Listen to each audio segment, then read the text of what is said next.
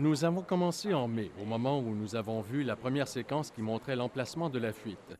Nous avons envisagé diverses possibilités pour effectuer la réparation et en avons dressé une longue liste à l'interne, à EACL. Toutefois, nous avons décidé qu'il nous fallait embaucher des spécialistes à l'externe et avons tenu un atelier pour étudier les manières dont nous pourrions faire la réparation. La Birdie en a présenté une qu'elle avait soumise à l'essai au banc et a proposé une solution. Nous avons donc ensuite eu recours au service de la Birdie pour qu'elle revienne sur les lieux et présente un exposé. Nous avons visité son atelier et à partir de là avons bâti une relation en passant par la phase du concept ainsi que par les phases de conception et de fabrication d'outils. EACL bénéficie d'une grande expertise à l'interne, mais pour cette application en particulier, nous voulons une solution clé en main. Nous cherchions des spécialistes, principalement en soudage. Liberty a été retenu pour son expérience et son savoir-faire relativement au processus de soudage. Liberty Automation est une entreprise technologique canadienne qui fournit des solutions de soudage dans le monde entier. Nous sommes spécialistes à la fois du soudage à distance, des applications nucléaires et du soudage élémentaire, un ensemble d'expertise peu commun. Et justement, cette réparation en particulier nécessite ces trois domaines de compétences. Nous avons déjà travaillé sur des réacteurs semblables dans des pays aussi lointains que le Japon. Nous avons fait des soudures d'alliage d'aluminium sur des véhicules aérospatiaux et des véhicules de lancement. Et cette fois, nous réussissons la technologie de réparation aérospatiale et de réparation nucléaire à distance dans un seul projet.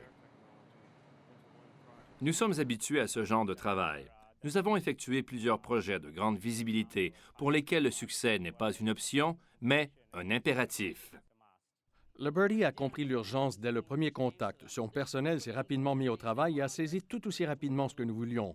D'après mes estimations, notre part du travail dans ce genre de projet devrait se faire dans un délai, disons, de 12 mois. Nous tentons de tout comprimer dans un échéancier de 3 à 4 mois. Vous pouvez imaginer que les niveaux de rayonnement sont très élevés et que les outils doivent être suffisamment robustes dans leur conception pour résister à l'application. Et dans ce cas, l'application est plutôt extrême, des températures élevées et un taux d'humidité élevé. En fait, nous bâtissons un modèle à l'échelle réelle du réacteur. Lorsque nous mettons à l'essai le matériel, les compétences de l'opérateur et la capacité du processus, nous serons en mesure de simuler les conditions dans un vrai réacteur. La formation a été considérable. Elle nous a permis d'acquérir une expérience de première main de ce que nous ferons et de rassembler les outils, de les monter et de les installer. Nous effectuons des opérations avec la machine à souder et avec les outils de meulage pour simuler ce qui sera fait à Chalk River. Sous une telle pression, il importe de travailler en équipe.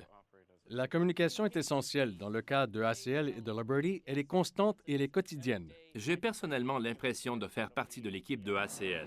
Nous sommes en fin de compte une extension de cette organisation. Notre relation est très solide. En fait, plusieurs employés de ACL ont pratiquement vécu ici au cours du dernier mois et demi. Et ils travaillent main dans la main, côte à côte, pour faire en sorte que la réparation soit un succès. Nous voulons nous assurer que cette réparation sera réussie dès la première fois. Nous exerçons donc toute la diligence voulue pour être sûr que les outils fonctionnent. C'est très excitant. C'est une question technique qui doit être résolue. Et les gens veulent voir ce résultat. Ils veulent faire partie de son succès. Alors c'est très facile de les motiver à s'impliquer.